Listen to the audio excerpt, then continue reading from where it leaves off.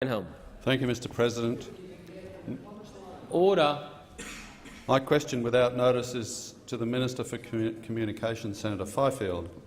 The Universal Service Obligation is a contract with Telstra to ensure standard telephone services and payphones are accessible to all. It costs almost $300 million a year. The ANAO says it does not reflect value for money, and there is little transparency as to whether it is meeting its policy objectives.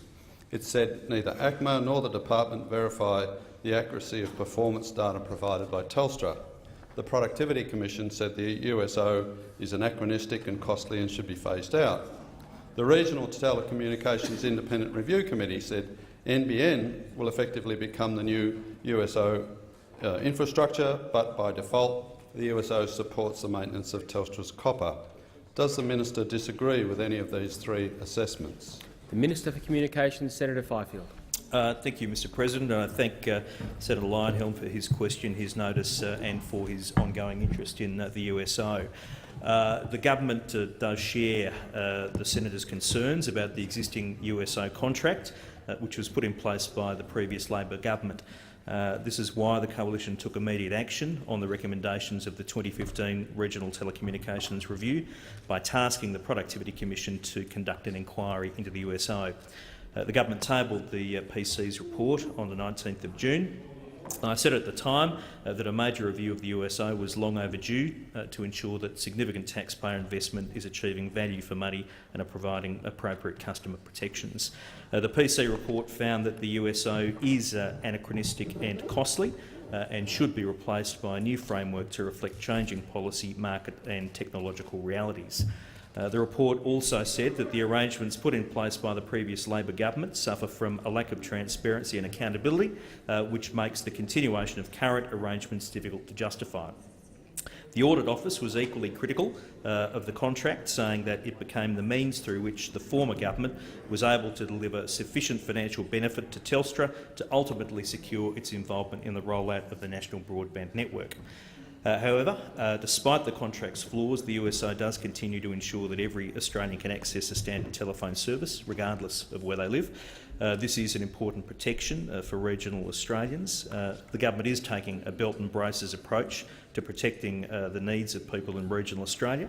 We've introduced legislation to put new, stronger safeguards in place before proposing any amendments to the existing USO. We have legislation before the Parliament that will establish a statutory infrastructure provider obligation on NBN, and additionally we have the regional broadband scheme which will provide long-term funding mechanism for NBN's loss-making services. Senator Lionhelm, supplementary question. Thank you, Mr. President.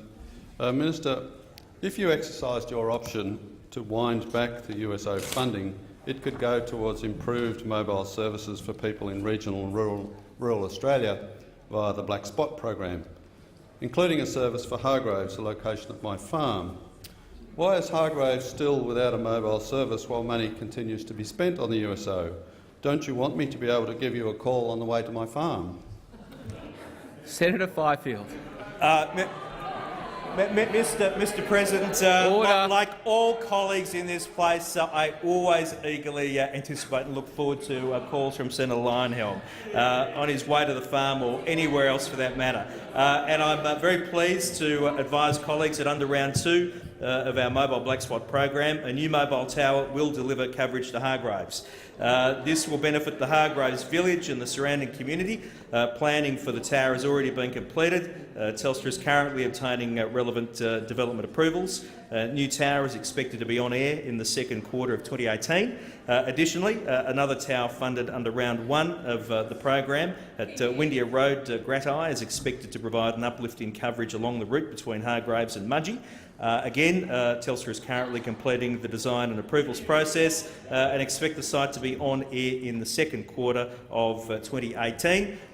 These are just a few of the many new towers under our Black Spot program. Senator Lionhelm, final supplementary question. In view of that amazing news, Mr. President, I'll take the Hinch option and waive my final supplementary.